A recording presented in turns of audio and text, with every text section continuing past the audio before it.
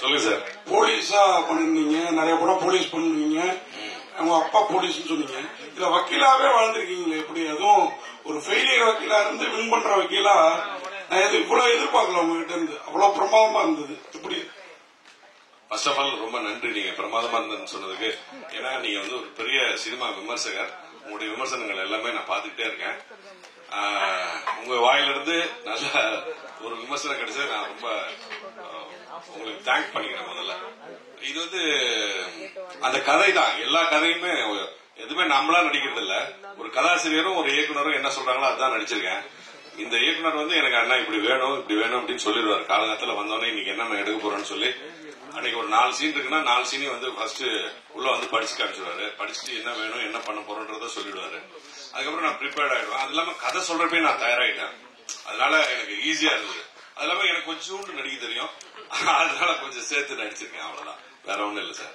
Sir director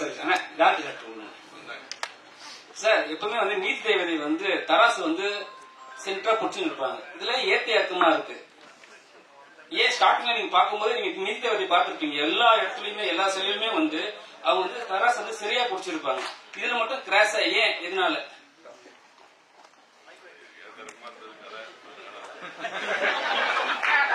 மைக்ல சொல்றாங்க.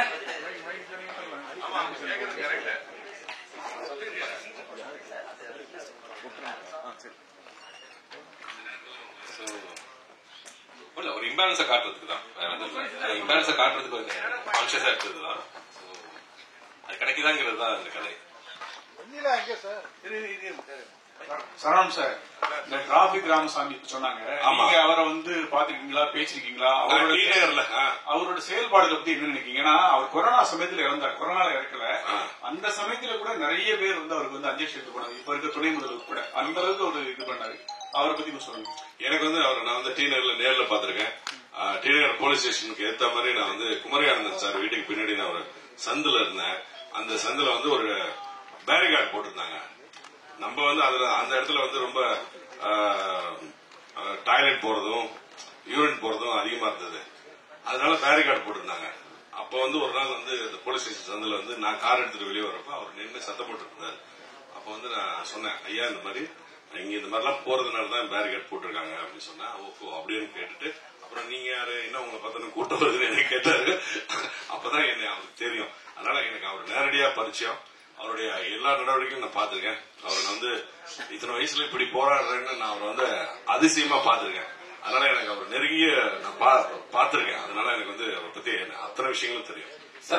ஆமா, ரொம்ப நாளுக்கு அப்புறம் கதையும் நாயகம் நடிச்சிருக்கீங்க. அதுல அப்பா வந்து உங்க அப்பா போலீஸ், ஆனா போலீஸ்க்கு ஆப்போசிட்டாவே ஒரு விஷயம் பண்றீங்க.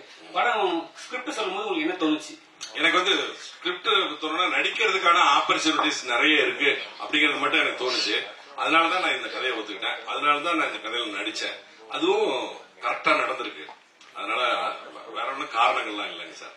Thank you sir. My question to the director. இப்போ